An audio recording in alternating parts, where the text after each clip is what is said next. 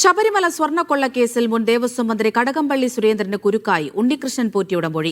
2017 മുതൽ കടകംപള്ളി സുരേന്ദ്രനുമായി അടുത്ത ബന്ധമുണ്ടെന്ന് ഉണ്ണികൃഷ്ണൻ പോറ്റി SITക്ക് മൊഴി നൽകി. പോറ്റിയുമായുള്ള സൗഹൃദം സംബന്ധിച്ച കടകംപള്ളി പക്ഷേ സ്വർണ്ണക്കൊള്ളയ്ക്ക് ഒരു സഹായവും ചെയ്തിട്ടില്ല എന്നാണ് വിശദീകരിക്കുന്നത്.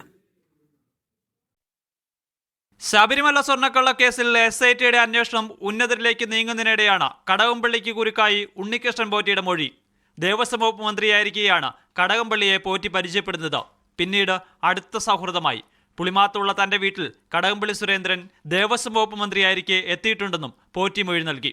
കടകംപള്ളി സുരേന്ദ്രനെ കൂടാതെ അടൂർ പ്രകാശും പ്രയാർ ഗോപാലകൃഷ്ണനും ഉണ്ണികൃഷ്ണൻ പോറ്റിയുടെ പുളിമാത്തുള്ള വീട്ടിലെത്തിയിട്ടുണ്ടെന്ന് പ്രദേശവാസിയായ വിക്രമൻ നായർ പറഞ്ഞു. സുരേന്ദ്രൻ വന്നതും ദുഷ്ടലാക്കൂടെയൊന്നും അല്ല, പിന്നെ പോലീസ് ഉണ്ടായിരുന്നു, ഗവൺമെന്റ് കൂടെ ചേർത്ത് സുരേന്ദ്രൻ ഒറ്റയ്ക്ക് ആണ് വന്നത്. പിന്നെ ദേവസ്വം പ്രസിഡന്റ് പ്രയാർ ഗോപാലകൃഷ്ണൻ സ്കൂളിൽ വെച്ച് എന്തൊരു ചടങ്ങുണ്ടായിരുന്നു, അപ്പോൾ അവിടെ വന്നിരുന്നു. പിന്നെ അടൂർ പ്രകാശ് വരാറുണ്ട്. പോറ്റിയുമായി പരിചയമുണ്ടെന്ന് ചോദ്യം ചെയ്യലിൽ കടകംപള്ളി സമ്മതിച്ചിരുന്നു. പോറ്റിയിൽ നിന്നോ ഉപഹാരങ്ങൾ സ്വീകരിച്ചിട്ടില്ല. സ്വർണ്ണക്കൊള്ളയിൽ എന്തെങ്കിലും സഹായം പോറ്റിക്ക് ചെയ്തിട്ടുമില്ല. ശബരിമലയിലെ ഒരു സ്പോൺസർ എന്ന നിലയിലാണ് ഉണ്ണികൃഷ്ണൻ പോറ്റിയുമായുള്ള അടുപ്പം. തിരുവനന്തപുരം സ്വദേശിയായതിനാൽ പിന്നീട് പലതവണ പോറ്റിയെ നേരിൽ കണ്ടിട്ടുണ്ടെന്നും കടകംപള്ളി മാധ്യമങ്ങളോട് പറഞ്ഞു.